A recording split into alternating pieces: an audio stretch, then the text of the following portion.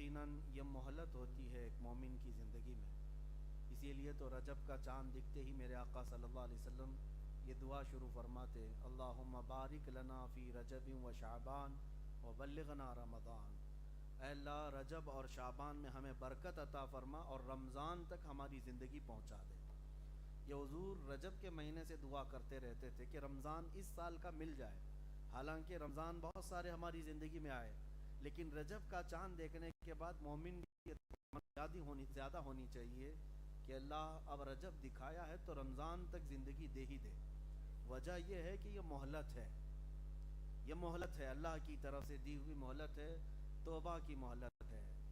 اور اس کے علاوہ سب سے بڑی بات یہ ہے کہ فرمایا گیا کہ تمہاری زندگی میں اگر رمضان دے دیا گیا, رجب آتے ہی شعبان آیا, شعبان کے بعد رمضان آیا, اب ہمیں فکر نہیں ہے 30 رمضان تک اگر موت آ بھی گئی اس دوران, میرے آقا نے فرمایا قبر کے سوالات سے اسے محفوظ کر دیا.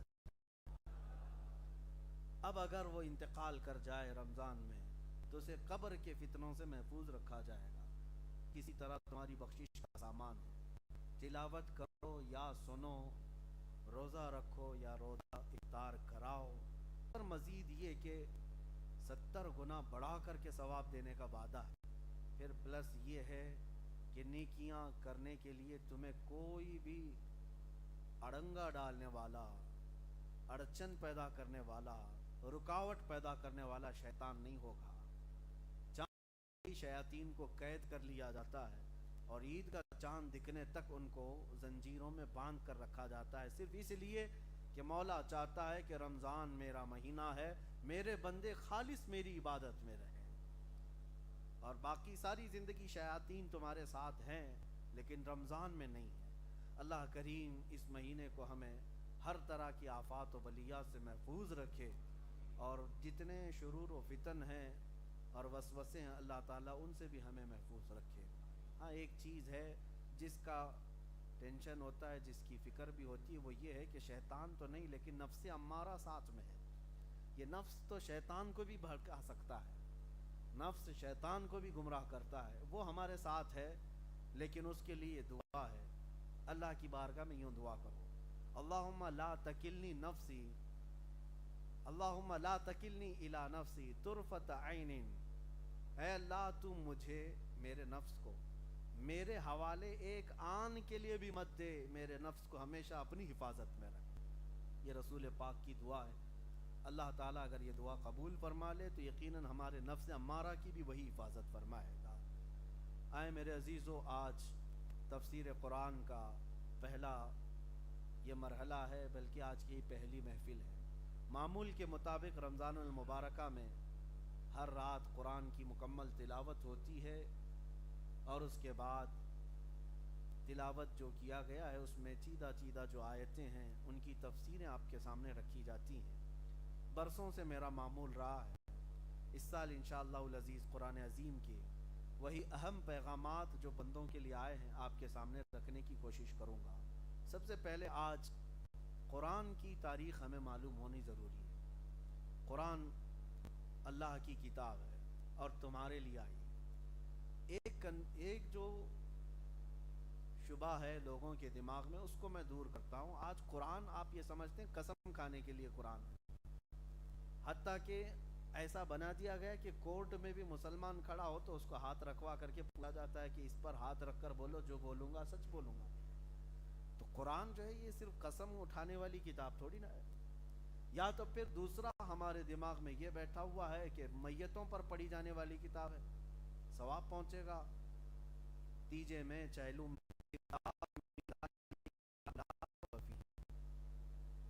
الف لام میم کا مطلب تو کسی کو نہیں معلوم اور نہ ہی قیامت تک کوئی بتا سکے گا. یہ حروف مقطعات ہیں جن کا معنی صرف اللہ اور اس کے رسول جانتے ہیں. وہ رازوں میں سے کچھ راز ہیں. کچھ سورتوں کے شروع میں یہ الفاظ آئے ہوئے ہیں, اور جو آیت اس کے بعد آئی ہے ذالک الکتاب لا ریب فیہ, یہ وہ کتاب ہے جس میں شک کی گنجائش بھی نہیں. ھدی للمتقین, اب یہاں سے آیت شروع ہے. یہ ہدایت ہے پرہیزگاروں کی. یہ کتاب کس کے لیے ہے؟ ہدایت ہے پرہیزگاروں کے لیے. اب سوال آپ بھی یہ کر سکتے ہیں ہم تو پرہیزگاروں میں کہاں شمار ہمارا؟ اگر یہ کتاب صرف پرہیزگاروں کے لیے ہے تو پھر ہمارا کیا ہے؟ اور کیا قرآن صرف پرہیزگاروں کے لیے، متقیوں کے لیے آئی ہے؟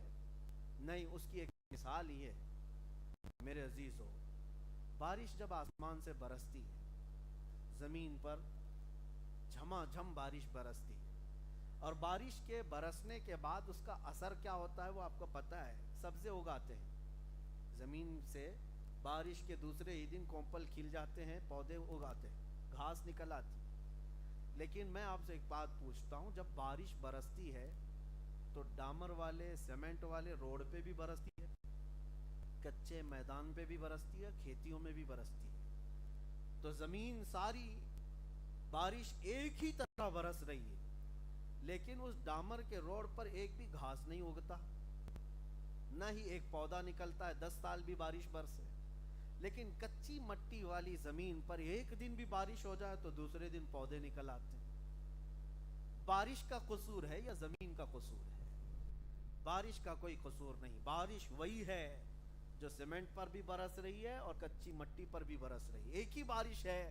لیکن زمین جس نے جیسا جذب کرنا ہے، اسی طرح قرآن یہ بارش رحمت ہے، ہر ایک کے سینے پر یہ برس رہی ہے.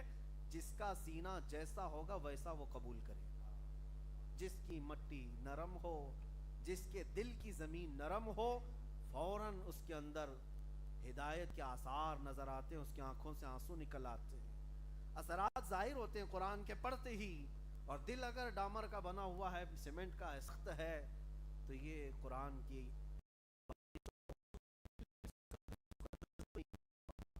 تو ہدی للمتقین کا مطلب یہ نہیں ہے کہ صرف یہ پرہیزگاروں کے لیے ہدایت ہے. ہدایت سب کے لیے ہے، لیکن پرہیزگار اس سے نفع اٹھاتے ہیں، پرہیزگار اس قرآن پاک سے فائدہ اٹھاتے ہیں.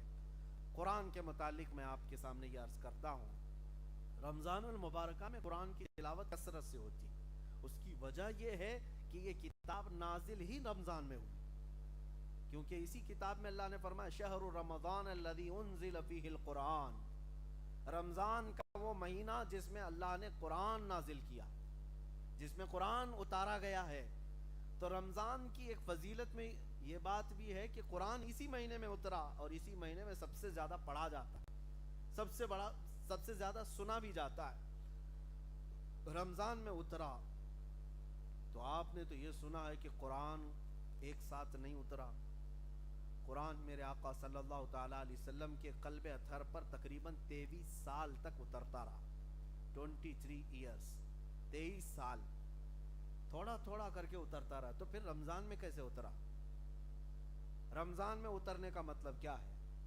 حدیث پاک میں ہے، اللہ رب العزت نے اپنے علم پاک سے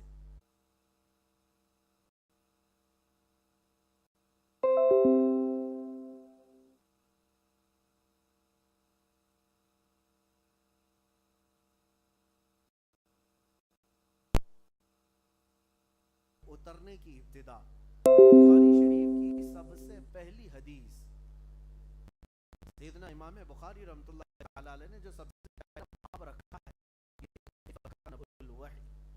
وحی کے اترنے کی شروعات کیسی تھی، وحی کے یعنی قرآن کے اترنے کی شروعات کیسی تھی.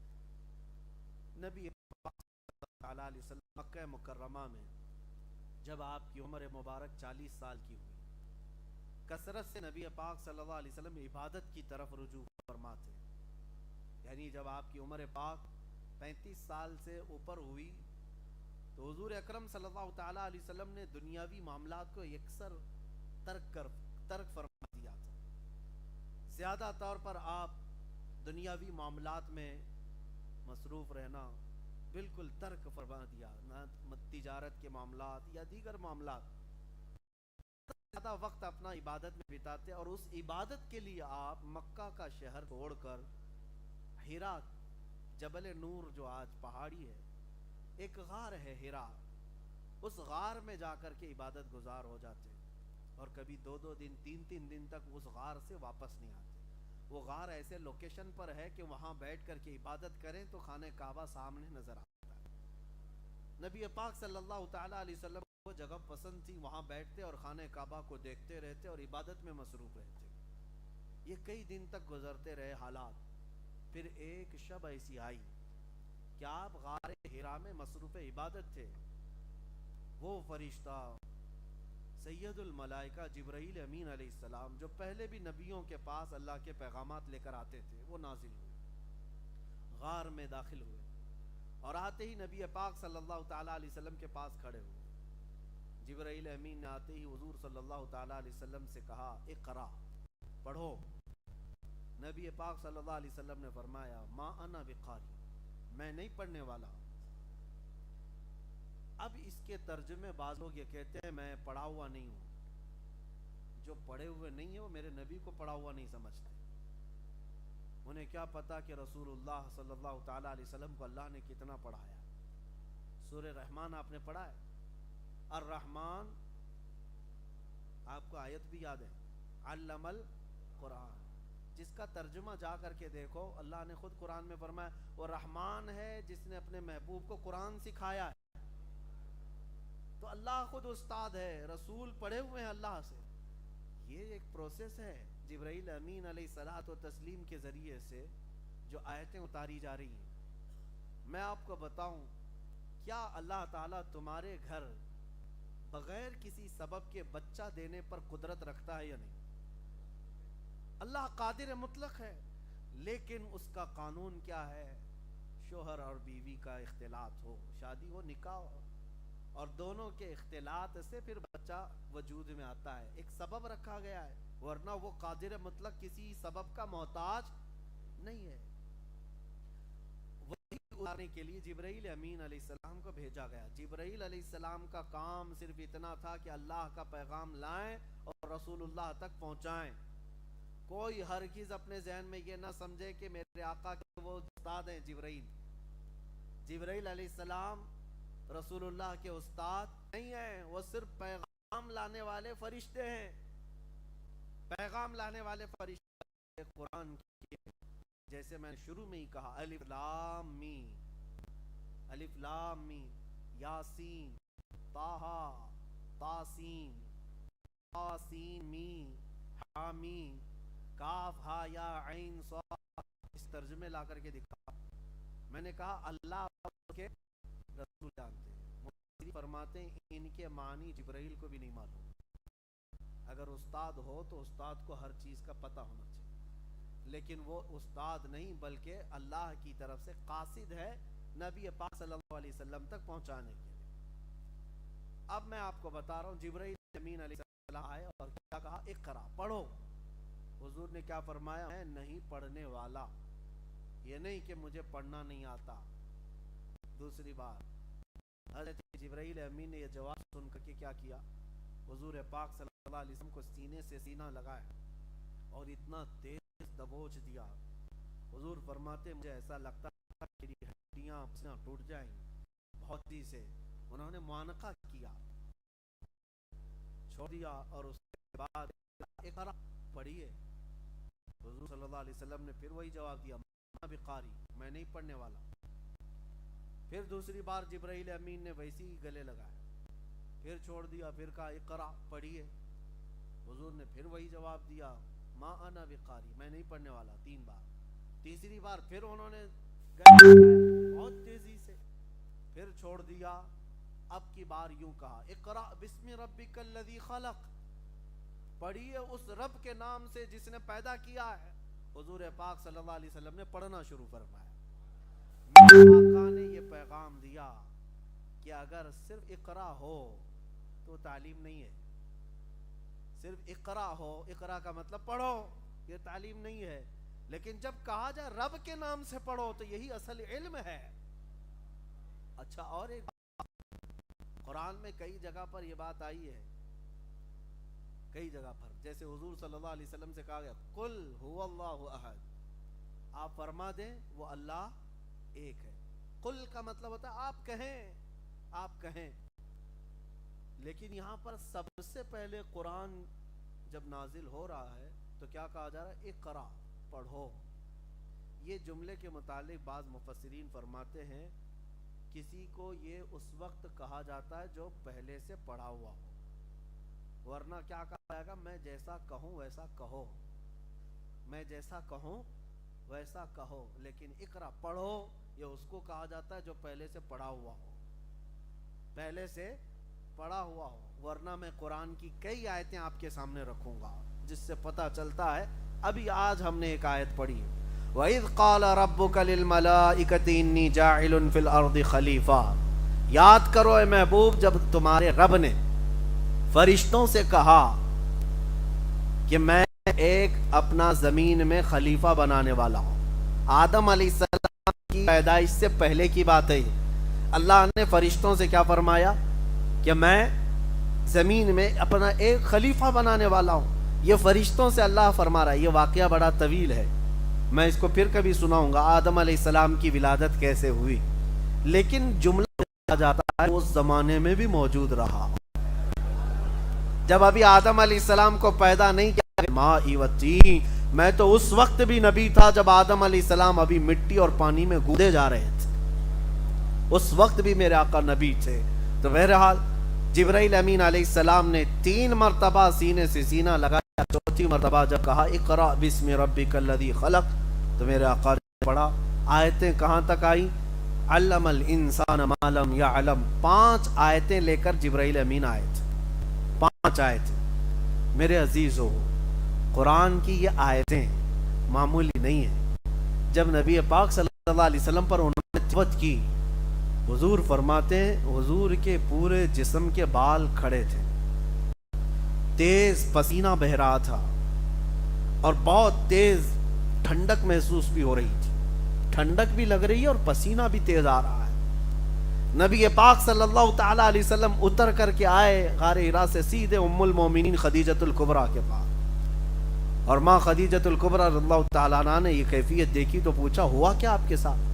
حضور نے فرمایا زملونی زملونی، مجھے جلدی چادر اڑا دو، کمبل اڑا دو. اس لیے کہ وحی کے اترنے کا جو اثر تھا وہ بہت سخت تھا. آپ سوچ سکتے ہیں میرا مولا خود قرآن میں فرما رہا ہے انا عرضنا الامانۃ علی السماوات والارض والجبال.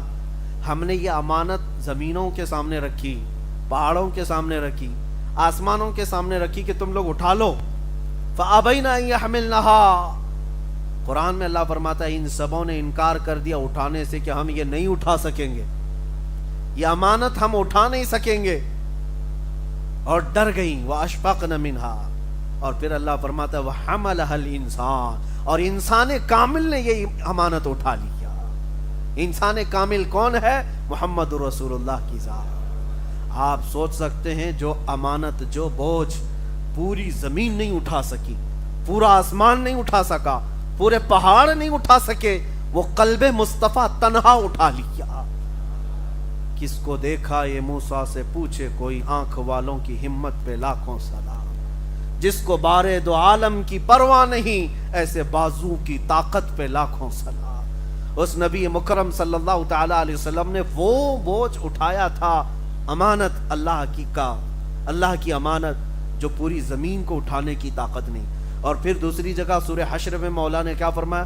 لو انزلنا هذا القرآن على جبل لرأيته خاشعا متصدعا من خشیۃ اللہ. اگر ہم قرآن کو پہاڑوں پر اتارتے اللہ کے خوف سے یہ ریزہ ریزہ ہو جاتے. ہم نے دیکھا ہے ابھی بدر کے میدان میں جو جنگ ہوئی تھی 17 رمضان المبارک کو، 313 صحابہ وہاں تھے، لیکن ان کی مدد کے لیے اللہ نے 5000 فرشتے اتارے تھے. تو علماء وہاں کے متعلق ایک بات بیان فرماتے ہیں، ایک پہاڑ ہے وہاں پر جس پر فرشتے اتارے گئے. اس پہاڑ کو دیکھا گیا تو بالکل ریت کا ایسا، باقی سارے پہاڑ پتھروں کے، کالے کالے پتھر، ایک پہاڑ بیچ میں ریت کا، واللہ اعلم. لیکن فرمایا بزرگوں نے کہ یہ نوری مخلوق کے اترنے کی وجہ سے ریزہ ریزہ ہو، فرشتوں کے اترنے سے. باقی اللہ رب العزت جسے محفوظ رکھنا چاہے، یہ منقول بات میں آپ کے سامنے رکھ رہا ہوں. اور قرآن جس پر اتارا جاتا وہ تو پہاڑ بالکل ریزہ ریزہ ہو جاتا. میں کبھی یہی سوچتا ہوں پہاڑوں کے اندر اتنی طاقت نہیں کہ وہ قرآن کی امانت اٹھا سکیں، لیکن میرے مصطفیٰ کریم صلی اللہ علیہ وسلم نے وہ بوجھ اپنے قلب پر اٹھا لیا۔ اب آپ کو ایک بات بتا دوں، حضور صلی اللہ علیہ وسلم نے تو اٹھا لیا، ہم بھی تو تراویح پڑھا رہے، قرآن ہمارے پاس بھی، چھوٹے بچے ہمارے ہیں، قرآن پورا انہوں نے یاد کر لیا ہے، کئی حفاظ یہاں پر الحمدللہ آج ہیں ہماری تراویح۔ میں اس کو اپنی خوش بختی سمجھتا ہوں کہ میرے پیچھے الحمدللہ سننے والے پورے حافظ قرآن بھی موجود ہیں، الحمدللہ 3 تو یہاں کھڑے ہیں، اور بھی ہمارے شاگرد بھی یہاں پورے حافظ موجود ہیں، ان کے سینوں میں بھی قرآن موجود ہے پورا۔ میں یہ پوچھتا ہوں تو کیا ان کے قلب، ان کے دل بھی پہاڑوں سے زیادہ مضبوط ہیں کہ انہوں نے بھی اٹھا لیا ہے؟ بات دراصل یہ ہے، میں اس کو ایک مثال سے بتاتا ہوں۔ کرنٹ جو ہے، بجلی ایک جگہ کہیں پر سٹاک کی جاتی ہے، جمع کی جاتی ہے، اور اس کے بعد محلے میں ڈائریکٹ والے جو وائر ہے اس سے آپ بجلی کو، اس کے بلب کو لگا کر کے دیکھو یا فین کو لگا کے، فوراً جل کے گر جائے گا، فوراً جل کر کے گر جائے گا۔ تو بجلی سٹاک جہاں ہوتی ہے وہاں سے پہلے محلے میں ایک ٹرانسفارمر رہتا ہے، اور اس میں کرنٹ آتا ہے اور بٹ جاتا ہے، اس کا پاور الگ الگ ہو کر کے جتنے پاور کی سپلائی کی ضرورت گھروں میں ہوتی ہے اتنے پاور کا کرنٹ آتا ہے۔ اس میں بھی 3 فیز ہے، تھوڑا ہائی پاور کا لائن لینی پڑتی ہے، لیکن جہاں سے کرنٹ جمع ہو رہا ہے ڈائریکٹ بڑا وائر کوئی بھی بلب کے لیے، فین کے لیے مفید نہیں، لگاؤ تو سب جل جائے گا، اڑ جائے گا۔ ٹرانسفارمر سے ٹرانسفر ہو کر کے جو پاور کم ہو کر کے آئے گا، پھر سارے بلب بھی روشن ہوں گے، فین بھی چلیں گے۔ تو یہ علم الہی سے اترا ہوا قرآن ڈائریکٹ یہ چھوٹے دلوں پر آ ہی نہیں سکتا۔ اللہ نے اپنے علم پاک کو سب سے پہلے قلب رسول پر اتارا، قلب مصطفیٰ نے یہ اٹھا لیا امانت، اور وہاں سے ٹرانسفر ہو کر پوری کائنات میں جتنے حفاظ ہیں سب کے سینوں پر جاتا ہے، اور ہر حافظ اگر آج قرآن کی امانت کو اٹھایا ہے تو وہ اس کی اپنی محنت نہیں، یہ مصطفیٰ کے بدولت اٹھایا ہوا ہے، نبی پاک صلی اللہ تعالی برکت ہے۔ اسی لیے سچ فرمایا ہمارے بریلی کے امام نے، وہ جو نہ ہو تو اگر حضور نہ ہوتے تو پھر یہ امانت کا بوجھ نہیں اٹھا سکتے۔ جتنوں کے سینے میں ہے یہ سپلائی سیدھے مدینے سے ہو کر آ رہا ہے۔ ہمارے ایک استاد تھے، بزرگ استاد، وہ فرماتے تھے حافظوں کو آپ دیکھیں کبھی یہ تلاوت کرتے ہیں یا پڑھتے ہیں، قرآن پڑھتے ہیں، مدرسوں میں خاص طور پر جا کر کے دیکھیں ان کے یاد کرنے کا طریقہ، ہم کو کسی نے نہ بتایا اور نہ ہم نے کبھی شاگردوں کو یہ کہا کہ یوں یاد کرو، یاسین والقرآن الحکیم، یہ کیا ہے جھومنا؟ نہ ہم کو کبھی کسی استاد نے سکھایا تھا کہ جھوم کے پڑھنا چاہیے، نہ ہم نے کبھی کسی سے کہا، لیکن جاؤ کسی بھی مدرسے میں یہ بتایا نہیں جاتا ہے جھوم کر کے یاد کر، وہ خود ہی جھومتے رہتے ہیں۔ آپ اپنے گھر کا بچہ لا کر ہمارے مدرسے میں بٹھاؤ، 4 دن کے بعد وہ جھومنا نہ شروع کرے تو مجھ سے پوچھو۔ اگر قرآن پڑھنے کے لیے اس کو بٹھایا جائے تو وہ جھومنے لگے گا، یاسین والقرآن الحکیم انک لمن المرسلین۔ یہ منڈی ہلتی کیوں ہے؟ یہ شیک کیوں ہو رہا ہے؟ یہ پوری باڈی کیوں ہلتی ہے؟ اس کے متعلق ہمارے ایک بزرگ استاد ہیں، انہوں نے فرمایا تھا کہ جب قرآن کی پہلی آیتیں اتری تھی غار حرا میں، پہلی آیتیں اقرا سے لے کر علم الانسان ما لم یعلم تک، تو یہ 5 آیتیں جب اتری تھی تو میرے آقا کی پوری باڈی ہل گئی تھی، نبی پاک صلی اللہ تعالی علیہ وسلم جھوم گئے تھے۔ ان آیتوں کا بوجھ تھا یا یہ اس امانت کا اثر تھا کہ حضور پاک صلی اللہ تعالی علیہ وسلم ہلتے رہے، حرکت کرتے رہے۔ وہ ہمارے استاد فرماتے ہیں اس حرکت کا اثر آج تک ہے، جو بھی قرآن یاد کرتا ہے خود ہی حرکت کرنے لگتا ہے، وہ اثر آج تک موجود ہے۔ جو بھی قرآن پاک آج یاد کرتا ہے وہ اسے بتانے کی ضرورت نہیں، خود ہی ہلتا رہتا ہے۔ یہ قرآن پاک۔ دوسری بات میرے عزیزو، اس کی تاریخ مجھے آج بتانی تھی، میں نے شروعات یہ بتائی، غار حرا سے اس کی آیتیں شروع ہوئی، پہلی 5 آیتیں، پھر سیکنڈ مرتبہ میں 19 آیتیں آئی سورہ مدثر کی، علم الانسان ما لم یعلم تک پہلے بار نازل ہوئی، اس کے بعد دوسری بار جب جبرائیل امین علیہ السلام آئے تو یہ لے کر کے آئے یا ایھا المدثر قم فانذر وربک فکبر وثیابک فطہر، 19 آیتیں پھر نازل۔ اس کے بعد پھر قرآن میں جو آج ترتیب ہے، آپ یہ سوچ سکتے ہیں کہ پہلے وہاں کی 5 آیتیں پھر سورہ مدثر کی 19 آیتیں، نازل ہونے کی ترتیب بہت الگ ہے۔ قرآن کے نازل ہونے کی ترتیب بہت الگ ہے۔ آج جو ہم لوگ پڑھ رہے ہیں سورہ فاتحہ، اس کے بعد سورہ بقرہ، اس کے بعد آل عمران، یا جس طرح آیتیں ہیں، یہ جو آج ترتیب ہے تو کسی کے دماغ میں یہ نہیں آنا چاہیے کہ یہ بعد کی بنائی ہوئی ترتیب ہے، لوگوں نے اس کو اپنے انداز سے یوں جمع کر دیا۔ نہیں، نازل ہونے کے اعتبار سے حضور اکرم صلی اللہ تعالیٰ علیہ وسلم جب لکھواتے تھے قرآن، کاتبان وحی جو صحابہ تھے، کئی صحابہ تھے، کچھ چمڑوں پر لکھتے تھے، کچھ پتھروں پر لکھتے تھے۔ نبی پاک صلی اللہ علیہ وسلم خود فرماتے اس آیت کو یہاں لکھو، اس آیت کو یہاں لکھو۔ تو حضور اکرم صلی اللہ علیہ وسلم خود بیان فرماتے، اسی اعتبار سے یہ سورتوں کی ترتیب بھی رکھی گئی اور آیتوں کی ترتیب بھی رکھی گئی، یہ ہماری بنائی ہوئی نہیں ہے۔ اس لیے کہ میں کل ہی ایک پاکھنڈی کسی پنڈت کو سن رہا تھا، وہ کہہ رہا تھا کہ قرآن میں ایک خلیفاؤں نے گھسپیٹ کیا ہے، داخل کر دیا ہے، اور اس اعتبار سے قرآن بھی کوئی اپنے اوریجنل صورت میں تھوڑی نہ ہے۔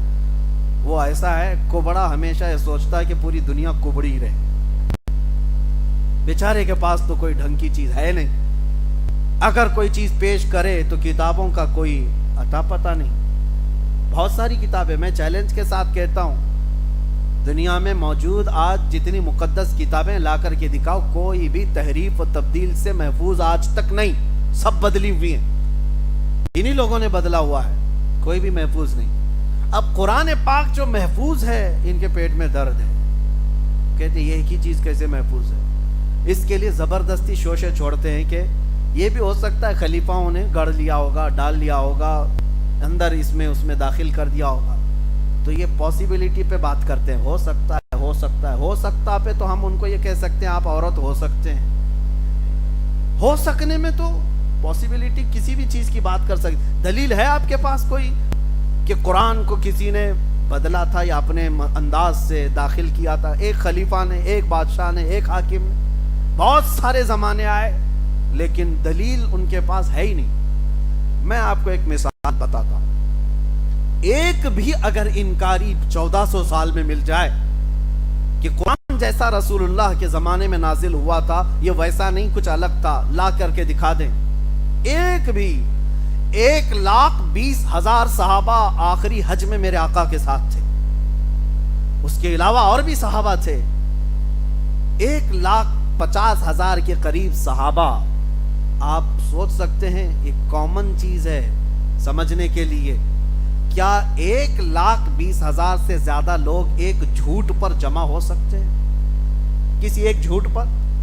اگر ان میں سے کسی ایک کو بھی شک ہوتا کہ آیتیں ایسی نہیں ایسی تھی، حضرت ابو بکر کے زمانے میں ایسا ہو گیا، حضرت عمر کے زمانے میں ایسا ہو گیا، حضرت عثمان کے زمانے میں ایسا ہو گیا، ہم ایسا نہیں سنے تھے، ویسا تھا، لا کر کے دیا، ایک نے بھی نہیں کہا۔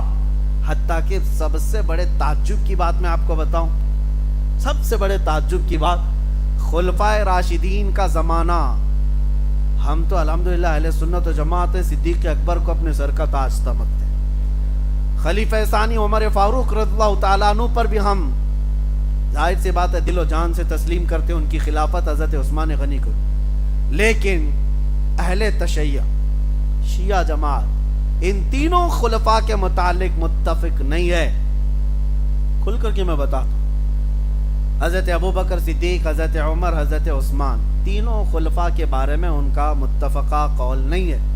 ہاں وہ کہتے ہیں خلیفہ اول، خلیفہ ثانی، خلیفہ ثالث، لیکن ان کے عدل کے بارے میں، ان کی پرہیزگاری کے بارے میں، ان کی نیکیوں کے بارے میں ان سب کا اتفاق نہیں ہے شیعہ جماعت کا۔ یہ بات کیوں کہہ رہا ہوں؟ جن کو یہ تین خلفاء سے اعتراض ہے، اس جماعت نے بھی قرآن وہی آج تک تسلیم کیا ہے جو قرآن ہم نے تسلیم کیا ہے۔ قرآن شیعوں کے پاس بھی وہی ہے جو سورہ فاتحہ سے شروع ہو کر والناس پہ ختم ہوتا ہے۔ ان کی شیعہ جماعت میں سے ایک عالم نے بھی آج تک یہ نہیں کہا کہ صدیق اکبر نے قرآن میں ادھر ادھر کر دیا، یا عمر فاروق نے کر دیا، یا حضرت عثمان نے کر دیا، نہیں۔ شیعہ جماعت کے پاس بھی جو قرآن ہے وہ یہی قرآن ہے، اس پر سب کا اتفاق ہے۔ پوری امت کے جتنے فرقے پیدا ہوئے ان سب فرقوں کا بھی اس قرآن کے بارے میں کوئی اختلاف نہیں ہوا۔ یہ سب سے بڑی مثال ہے ان ظالموں کے لیے، پاکھنڈیوں کے لیے، جو کہتے ہیں کہ اس میں کسی نے داخل کر دیا، گھسا دیا۔ بات صرف اور صرف اتنی ہے کہ اپنی چیز محفوظ نہیں تو دوسرے پر بھی الزام لگاؤ۔ اپنا گھر تو ٹھیک ہے نہیں، دوسرے کے گھر کو بھی بول دو کہ یہ صحیح نہیں۔ لیکن قرآن عظیم جس طرح میرے آقا صلی اللہ علیہ وسلم کے زمانے میں نازل ہوا تھا اسی صورت میں آج تک محفوظ ہے، آج تک قرآن پاک محفوظ ہے۔ اب چلیے دوسری بات میں آپ کے سامنے رکھتا ہوں۔ حضور صلی اللہ علیہ وسلم کے بہت سارے معجزے ہیں۔ چاند کے 2 ٹکڑے فرمایا حضور، مانتے ہیں کہ نہیں مانتے آپ؟ سورج کو حضور پاک نے پلٹایا، تسلیم کرتے ہیں کہ نہیں؟ میرے آقا صلی اللہ علیہ وسلم نے انگلیوں سے پانی کے چشمے جاری کیے، مانتے ہیں نا حضور کے یہ معجزے؟ لیکن دیکھا ہے آپ نے؟ آپ یہ معجزے جب غیر مسلموں کے سامنے کہیں گے تو کہیں گے ہمارے بھی بڑے لوگ ایسے سب کر کے گئے، وہ پہلے کی باتیں کہیں گے، وہ نہیں مانیں گے۔ لیکن میرے عزیزو، تمہارا سینہ فخر سے چوڑا ہونا چاہیے۔ آج تک میرے آقا صلی اللہ علیہ وسلم کا زندہ معجزہ کوئی ہے تو قرآن پاک۔ یہ چیلنج پہ چیلنج دینے والی کتاب ہے۔ اللہ نے اس میں چیلنج دیا ہے ان ظالموں کو کہ لاؤ، اگر یہ اللہ کی کتاب نہیں ہے تو ایسی ایک کتاب تم بھی بنا کے لاؤ۔ پوری کتاب نہیں لا سکتے تو ایک سورہ بنا کے لاؤ، سورہ نہیں تو 10 آیتیں بنا کے لاؤ۔ کون سا بڑا کام تھا یہ؟ 1400 سال سے کیوں نہیں کیا؟ نہیں کر سکے۔ بعض لوگ ارے اب تو ٹیکنالوجی کا دور ہے، کمپیوٹر کا زمانہ ہے، بنا لیتے۔ کرائے کے لوگوں کو بٹھا کر کے عربی ادھر سے ادھر کر کے ایک کتاب بنا لیتے، نہیں بنا سکتے، کیونکہ قرآن صرف عربی لکھنے کا نام نہیں ہے، قرآن کی ایک ایک آیت معجزہ ہے، ایک ایک آیت معجزہ ہے۔ قرآن 1400 سال پہلے خبریں دے رہا ہے، آج وہ چیزیں واقع ہو رہی ہیں، تم کیسے خبریں دو گے؟ تم کیسے خبریں دو گے؟ آج خبریں دو گے کہ 1400 آپ اور زمانہ 40 سال کے بعد ایسا ہوگا، اٹکل پچھو تو مار سکتے ہو، لیکن قرآن جو ہے وہ حقانیت اور صداقت کی بات کرتا ہے، صداقت کی بات کرتا ہے۔ یہ چیزیں کہاں سے لائیں گے آپ؟ میرے عزیزو، میں آج آپ کو قرآن کی طرف راغب کرنے کے لیے ایک بات اور بھی کہہ دوں۔ دنیا میں تمہارا امتحان ہوگا، تمہیں آزمایا جائے گا۔ آج میڈیا کے ذریعے سے دیکھا بھی جا رہا ہے، کوئی بابا پرچیاں نکال کر کے لوگوں کے دماغ میں کیا کیا ہے وہ سب بتا دیتا ہے۔ لوگوں کو ایسا لگتا ہے ارے ہاں کیا چمتکار ہے بابا کا۔ میں وہ چمتکار کے بارے میں بتاتا ہوں، اور تھوڑا انتظار کرو۔ اللہ تبارک و تعالی ہر چیز کو واضح کر کے سامنے لاتا ہے، انتظار کرو۔ لیکن ایمان والوں کے لیے امتحان یہ ہے، تم دنیا میں کسی چمتکار کو دیکھ کر کے گرویدہ مت ہو جانا، میاں یہ تو بابا ہے، بھی دجال آنا باقی ہے، یہ تو پرچی دکھا رہا ہے، دجال تو بارش برسا کے دکھائے گا۔ یہ تو ابھی نام بتا دے تمہارے چاچا کے، تمہارے بھتیجوں کے، دجال تو زمین سے پودے نکال کر دکھا دے گا، بلکہ وہیں مارے گا، وہیں زندہ بھی کر کے دکھائے گا۔ یہ تو میرے آقا نے پہلے سے فرمایا۔ تو کیا ایسی حرکتیں کر کے دکھا دینے پر تم فوراً آمنا صدقنا کہو گے؟ نہیں، میرے آقا نے فرمایا اس وقت ایک سچا مومن یہی کہے گا، اللہ ربی یحیی و یمیت، میرا رب اللہ ہے، وہی زندگی دیتا ہے، وہی موت دیتا ہے۔ آنکھوں پر پٹی تو پڑ سکتی ہے، شعبدہ بازی ہو سکتی ہے، جادوگری تو دنیا میں موجود ہے، تمہاری نظر بندی تو ہو سکتی ہے، لیکن حقیقت میں اشیاء کو بدلنا صرف اللہ کی قدرت میں ہے۔ اسی لیے میرے عزیزو، قرآن کی سچائی پر یقین رکھو، تمہیں ادھر ادھر جانے کی ضرورت نہیں، یہ اللہ کا کلام کافی ہے۔ وَنُنَزِّلُ مِنَ الْقُرْآنِ مَا هُوَ شِفَاء، اللہ نے فرمایا ہم نے ہر وہ چیز اتار دی ہے اس قرآن میں جو مومنوں کے لیے رحمت بھی ہے اور شفا بھی ہے، مومنوں کے لیے رحمت بھی ہے اور شفا بھی ہے۔ قرآن کی تاریخ میں ایک چیز میں آپ کو بتا دوں، یہ ایسا معجز کلام ہے، معجز کا مطلب عاجز کرنے والا کلام۔ آپ کو کیا لگتا ہے اس کا جواب کوئی لایا نہیں ہوگا؟ اب تک لانے کی کوشش کیے تھے عرب لوگ، اور وہ بھی بھاڑے کے لوگ، کرائے کے لوگ، شاعر لوگ۔ مکہ والے پریشان ہو گئے آیتیں سن سن کر کے۔ حضور فرماتے لاؤ ایک آیت، لاؤ 10 آیتیں، لاؤ ایک سورہ، کیونکہ تمہاری زبان بھی وہی ہے جو قرآن کی زبان ہے، کیوں نہیں لاتے بنا کر کے؟ ان کی طاقت نہیں ہوئی تو یمن کے، شام کے، جگہ جگہ کے جو بڑے بڑے فصیح و بلیغ شاعر تھے ان کو لے کے آئے، کہا کہ جتنے پیسے چاہیے لے لو، یہ قرآن کا جواب لکھ کر کے لاؤ۔ وہ پیسے تو لے کر کے گئے، 1 سال تک کھا پی کر کے دوسرے سال آئے اور کہا کہ نہیں بنا پایا، اور تھوڑے پیسے دے دو۔ بڑے بڑے مالداروں نے دوسرے سال پھر پیسے دیے ہوں، جاؤ کچھ تو بنا کے لاؤ۔ دوسرے سال گئے، سال بھر حج کے موسم میں آتے تھے سارے لوگ، مکہ میں جمع ہوتے تھے۔ اب ان کو ڈر لگنے لگا دوسرے سال اگر نہیں لے کے جائیں گے تو یہ عرب کے بڑے بڑے سر پھرے سیٹ لوگ جو ہے مار ڈالیں گے، تو کچھ نہ کچھ بنا کے لے کے آئے شاعر لوگ۔ ابھی ہم نے آج پڑھی ہے قرآن کی سورہ القاریعۃ ما القاریعۃ وما ادراک ما القاریعۃ۔ اللہ نے فرمایا وہ چنگھاڑنے والی، قیامت کا تذکرہ ہے اس میں، چنگھاڑ، کیسی چنگھاڑ جو قیامت کے وقت آئے گی کہ انسان روئی کے پھائے کی طرح اڑ رہے ہوں گے، یعنی تمام پہاڑوں کو دیکھو کہ تم ہوا میں اڑ رہے ہوں گے، گردش کر رہے ہوں گے۔ یہ قیامت کا منظر ہے اس میں، سورہ میں القاریعۃ ما القاریعۃ وما ادراک ما القاریعۃ۔ اس سورے کے وزن پر انہوں نے بھی ایک بنا لیا، لے کر کیا الفیل ما الفیل وما ادراک ما الفیل خرطومہ طویل، عربی میں جس کا مطلب یہ ہوتا ہے ہاتھی، تم کیا جانو ہاتھی، ہاتھی کیسی ہوتی ہے، اس کی سونڈ لمبی ہوتی ہے، دم چھوٹی ہوتی ہے، پیٹ بڑا ہوتا ہے، پیر اونچے ہوتے ہیں۔ لے کر کے آئے مکہ والوں کے سامنے، تلاوت کیا الفیل میں، سب گھبرا کے کھڑے ہو گئے اور سب کہنے لگے کیا بکواس ہے، کیا بکواس ہے، ہاتھی تم کیا جانو، ہاتھی سونڈ لمبی ہوتی ہے، پونچھ چھوٹی ہوتی، یہ کوئی سورے بنا کر کے لائے ہو؟ بہت پھٹکار کھائی اور خود ہنسنے بھی لگے، خود بنا کر کے لائے اور خود ہنسنے بھی لگے، ہم نے کیا بنا دیا۔ کہا اس بار تمہیں جو ہے وارننگ دیتا ہوں۔ بڑے سیٹ نے کہا اگر تیسرے سال خالی ہاتھ آئے تو مارے جاؤ گے، قرآن کے جواب میں کچھ تو لے کے آؤ۔ یہ کوشش میاں پہلے سے ہوتی رہی ہے، بیچارے آج میڈیا کے ایک میز پر بیٹھ کر کے کہتے ہیں کہ 26 آیتیں نکال دیں گے، وہ بڑے بڑے عرب نہیں کر پائے، یہ لوگ کریں گے جن کو پیشاب کا طریقہ نہیں معلوم۔ قرآن کی 26 آیتوں کے بارے میں میں آپ سے کہتا ہوں، تیسرے سال بیچارے کیا کیے، کہا کہ اب بنانے کی ہمت نہیں ہے، اب ہاتھی کا بنائے پھر اگلے سال گھوڑے کا نہ بنا لیں۔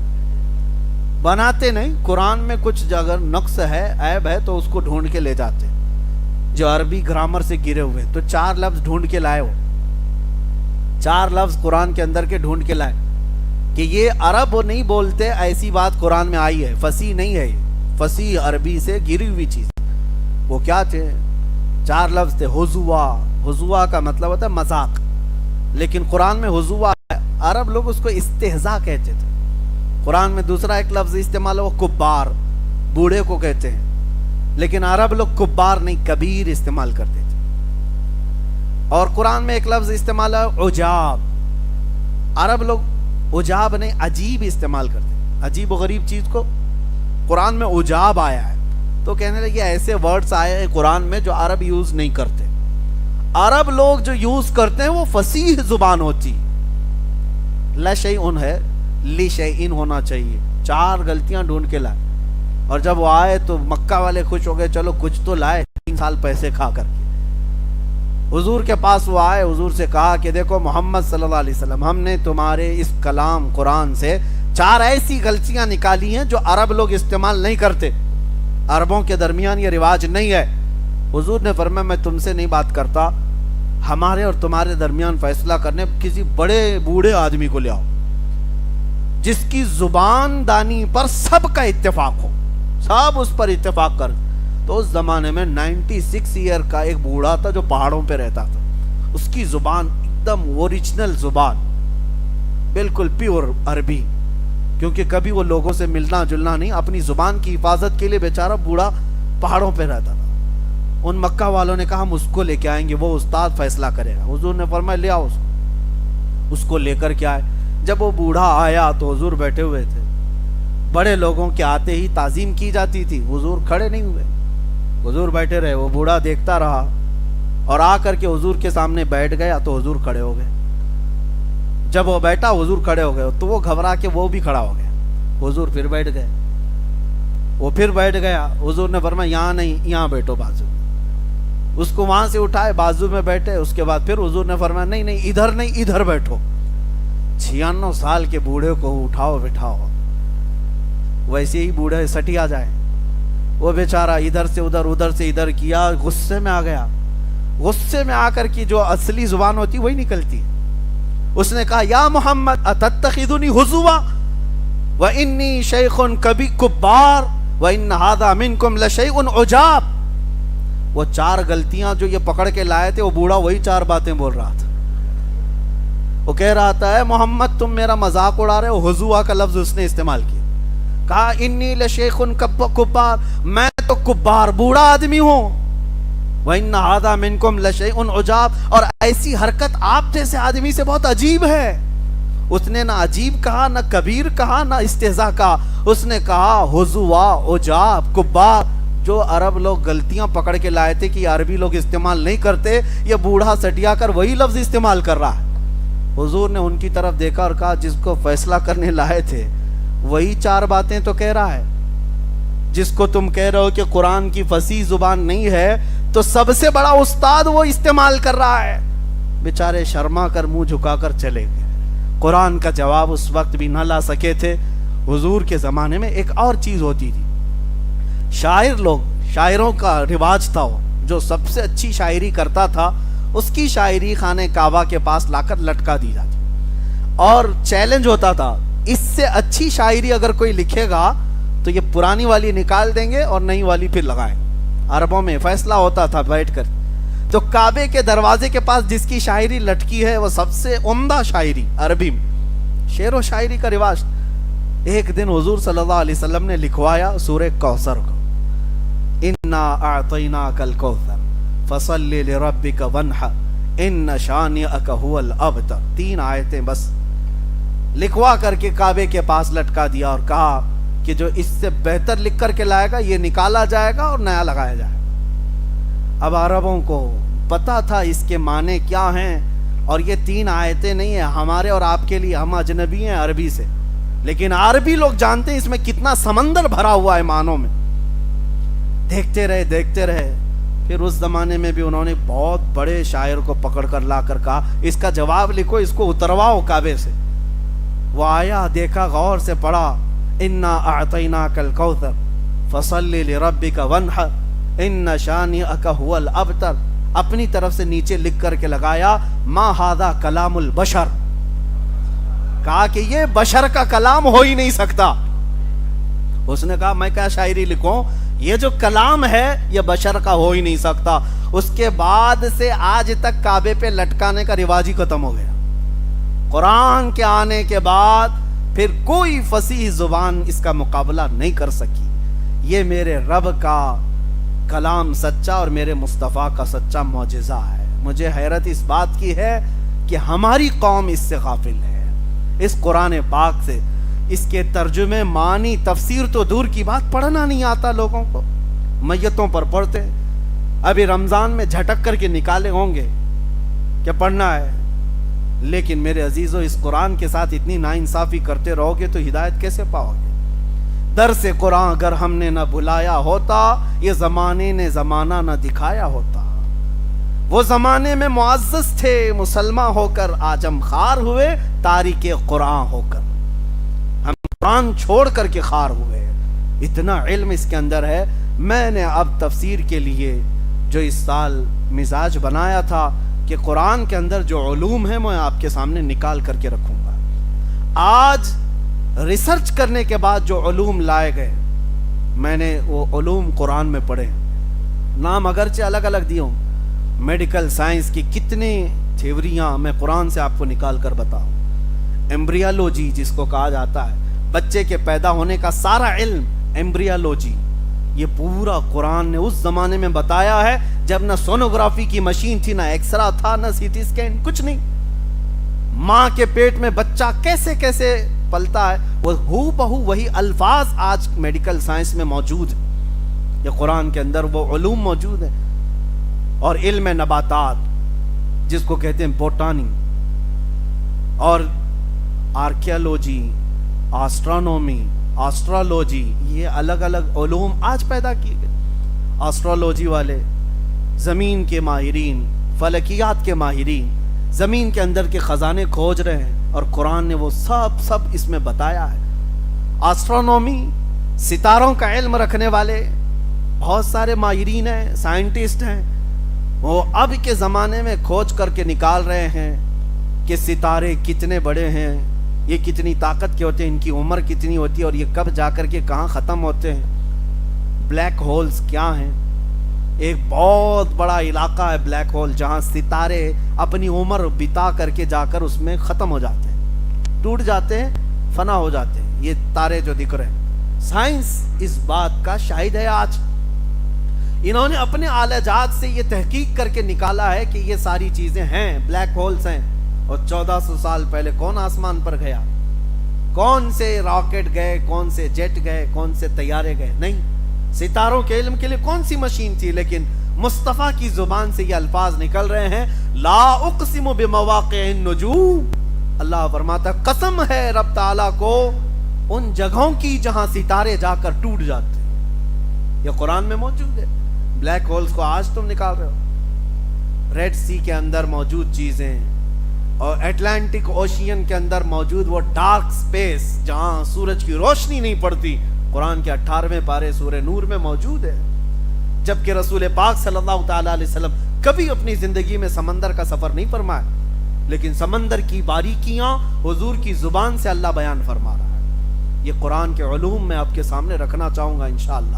وجہ یہ ہے میرے عزیزو، قرآن کو اتنا زیادہ تم ناانصافی کے ساتھ چھوڑ دیو، اس لیے ذلت اور خاری اٹھانی ہے. قرآن پڑھنا سیکھو، اور کوئی مشکل کتاب نہیں، بہت آسان کتاب، یاد کرنے کے لیے بھی آسان ہے، پڑھنے کے لیے بھی آسان ہے. آپ کو میں بتاؤں، میرے گھر میں موجود ہے 4.5 مہینے میں مکمل حفظ قرآن کیا ہوا. اگر اللہ چاہے تو سینے میں اتنی جلدی یہ قرآن کو اتارتا ہے.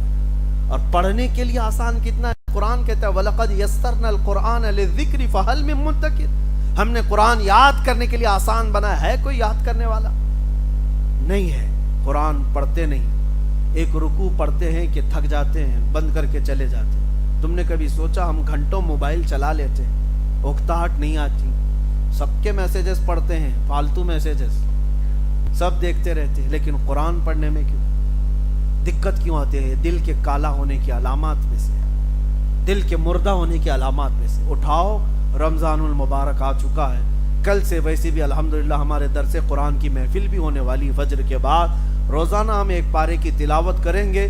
جب تراویح میں ہمارا ختم قرآن ہوگا انشاءاللہ آپ تلاوت قرآن میں بھی مکمل قرآن ختم ہوگا انشاءاللہ. اللہ تبارک و تعالیٰ کہنے سننے سے زیادہ عمل کی توفیق عطا فرمائے. اب میں اخیر میں یہی دعا کروں گا کہ آج سے ہم نے قرآن کے متعلق یہ معلومات آپ کے سامنے رکھی ہیں، اور پھر میں زمانے کے آج اعتراضات جو ہیں قرآن پر، اس پر بھی میں انشاءاللہ آؤں گا. کسی دن عرض کروں گا 26 آیتوں کے متعلق میرا ایک مکمل بیان موجود ہے کہ اس میں آیتیں دہشت گردی کو بڑھاوا دیتی ہیں، فلاں ہیں، ایسی ہیں. میرے عزیزو بات بڑھ جائے گی. سب کی کتابوں میں کچھ نہ کچھ موجود ہے، بہت ساری ہیں. بعض وہ کتابیں اگر میں رکھوں یہاں پر، اس لیے کہ قرآن پر سارے اٹیک کر رہے ہیں. ان کی کتابیں تمہیں پتہ ہے جس میں یہ بھی بیان کیا گیا ہے کہ شودروں کو گرم کھولتا ہوا تیل کان میں ڈال دو اگر وہ یعنی مقدس کتابوں کو سننے کے لیے بیٹھ جائے. یہ سب کتابوں میں موجود. کسی کتاب میں وہ حوالے کے ساتھ رکھوں گا. آج میں اوپنلی اس طرح کہہ رہا ہوں. یہ بھی موجود ہے دوسری کتابوں میں، دوسرے ریلیجین جہاں پر مقدس کتابیں مانی جاتی ہیں، کاٹ کاٹ کے ٹکڑے کر دو، جو دھرم ویرودھی ہے، فلاں ہے، سب جگہ موجود ہے. ہم نے تو کسی کو کاٹ کاٹ کر ٹکڑے کرنے کا حکم قرآن میں نہ پڑھایا ہے نہ سنا ہے. قرآن رحمت کی کتاب ہے.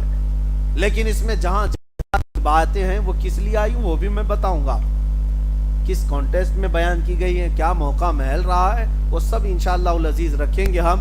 لیکن ان لوگوں کا کوئی علاج نہیں جن کا دل پہلے سے پیک ہے، جانا ہی نہیں چاہتے. ختم اللہ علی قلوبہم، اللہ نے ان کے دلوں پر مہر لگا دیا ہے، نہ اندر سے باہر کچھ آتا ہے نہ باہر سے اندر کچھ جاتا ہے، ان کے لیے نہیں. لیکن جو سمجھ بوجھ رکھتے ہیں انشاءاللہ العزیز وہ ہمارے خلاصے کے بعد ایکسیپٹ کریں گے، تسلیم کریں گے کہ قرآن کی آیتیں عمل کرنے کے لیے سب سے آسان ہیں اور سب سے فطرت کے عین مطابق ہیں. اللہ تبارک و تعالی لوگوں کو ذہن صافی عطا فرمائے، عقل کامل عطا فرمائے، اور قرآن کے آیات اور ان کے تمام مفاہیم پر ہمیں عمل کی توفیق عطا فرمائے.